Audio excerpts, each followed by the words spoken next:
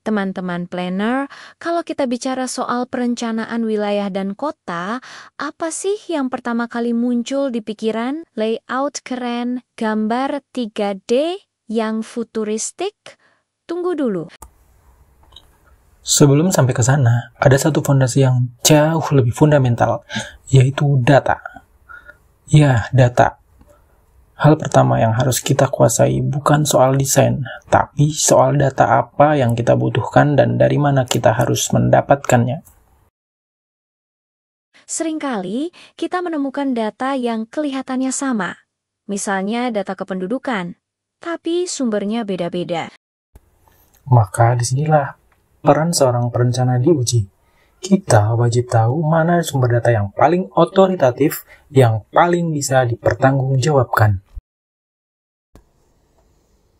Bayangkan kita sedang menyusun rencana untuk satu kecamatan. Untuk data penduduk, kita bisa dapat dari BPS, Dinas Kependudukan Provinsi, kota, bahkan sampai kelurahan. Pilihan kita akan sangat menentukan Kalau dari awal kita salah kualitas pilih sumber, analisis. misalnya pakai data laporan sekunder yang nggak jelas asal-usulnya, seluruh rencana kita bisa jadi goyah. Maka dari itu, sebelum kita berburu data ke berbagai instansi, ada baiknya kita duduk tenang dulu.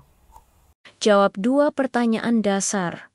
Pertama, data apa saja yang kita butuhkan? Kedua, dari instansi mana data itu paling valid untuk diambil?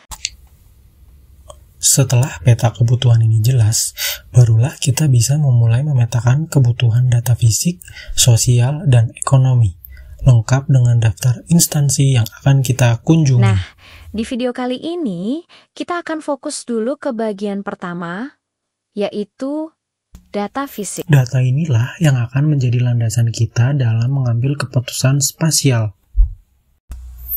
Data fisik ini mencakup segala sesuatu yang terlihat dan terukur di lapangan, mulai dari kondisi alam, lingkungan, sampai infrastruktur yang ada. Ada banyak sekali jenis data fisik, tapi kita akan bahas beberapa contoh yang paling sering kita gunakan dalam praktik sehari-hari. Pertama dan yang paling utama adalah kebijakan dan peraturan.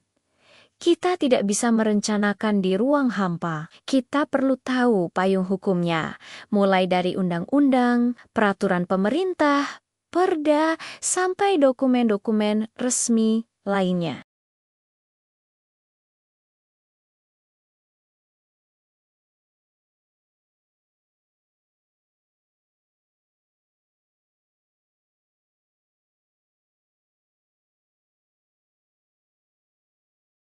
Kedua, topografi